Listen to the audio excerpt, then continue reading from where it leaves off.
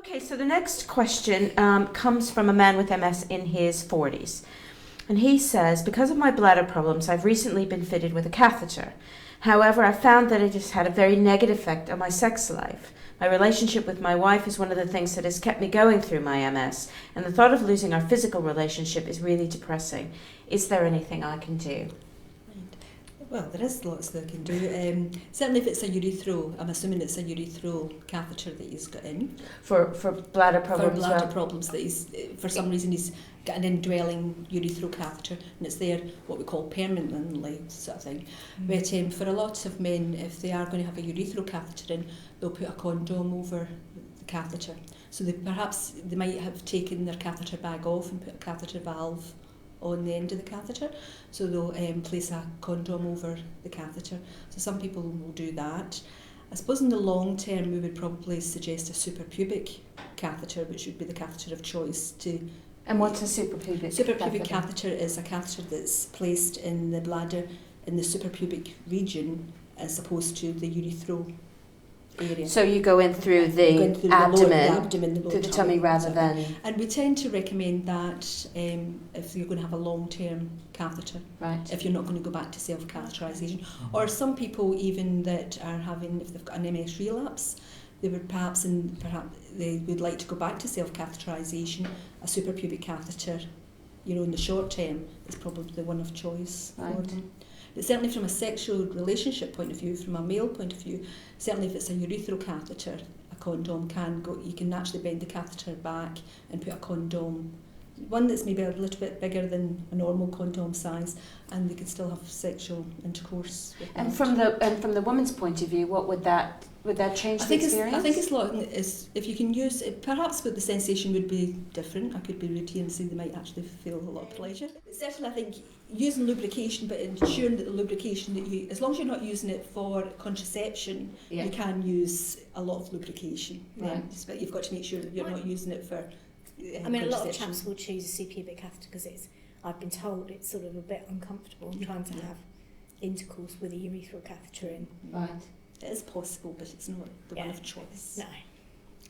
And yes, a lot of people will have suprapubic catheter, and that goes for the female as well. Even though sexual intercourse is still obviously possible with a urethral catheter in, it's much more comfortable, and also for your, your body image. It's better not having a catheter in your urethral area. It's much better. So if you're a woman and you have a catheter in your urethra that's there all the time, is it possible for people to have intercourse? Yes, absolutely. Most ladies will just tape the catheter to their abdomen, sort of thing. But I think for self-image and for sexuality, it's much nicer to have a suprapubic catheter, because what most people would do then is, they might even put some kind of scarf round their abdomen to hide the catheter, and it makes them feel much better about themselves. Yeah.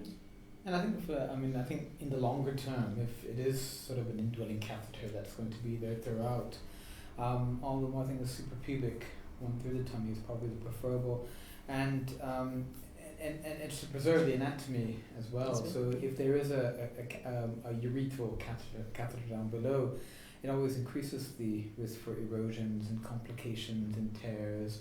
For women specifically, infections is a higher risk as well. So, and of course from a sexuality point of view as well, I think it's all the more that if it seems that an indwelling catheter is what's required, then the longer term would be a suprapubic. And how common is it for people with MS to end up with a permanent catheter, an indwelling catheter, rather than the self-catheterization that you described earlier, when you can just put the catheter in to empty your bladder and then take it back out again? Well, that's an interesting question, because I think it depends on this. I think it really depends on the service and how much you are sort of. One, it depends on the type of bladder problems. Yeah. Depends on sort of the overall disability, hand functions, for example, so hand dexterity. Issues about memory and other aspects. So I mean, it would almost be taken into consideration. It's I think the general impression is when we start initiating a discussion about catheters, is always that sort of image about someone with a suprapubic catheter or a urethral catheter. And that certainly isn't the case. And it's probably for those those few individuals who we find that we can't really manage with, who can't be managed well with the treatments that are available, Yeah. or perhaps there's a problem with urinary retention for which there isn't really many medications or injections that are available, really where an indwelling catheter like a suprapubic or a urethral catheter really is required.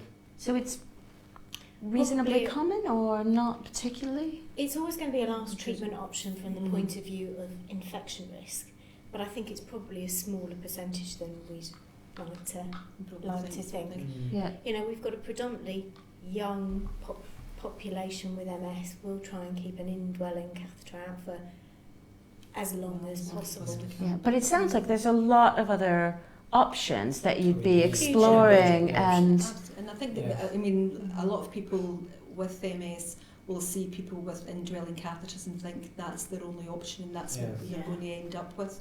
Whereas, you know, there's a wide range of things out there before we even consider that. yeah, And I think one of the recent sort of efforts is for that message to percolate down to say to MS teams. Whereas I think before, perhaps there was quite a few people were being sort of being referred to urology services so that to have an initial discussion about the bladder. I think more and more, I think MS teams are becoming confident about discussing bladder and perhaps to an extent the bowel. And I think that's really important because the general impression about, is a catheter going to be the way of life, really, that actually starts from that initial conversation with the MS team. And there's quite a few, and nowadays, in fact, for example, when guidelines for how to manage the bladder in people with MS are being discussed, it's not just sort of a urology, sort of a discussion, but it's involving neurologists, it's involving MS nurses, it's involving individuals with MS. And so in an attempt to sort of spread the message that indeed there are quite a few options, and that the catheter is, say, the last amongst all these options. yeah.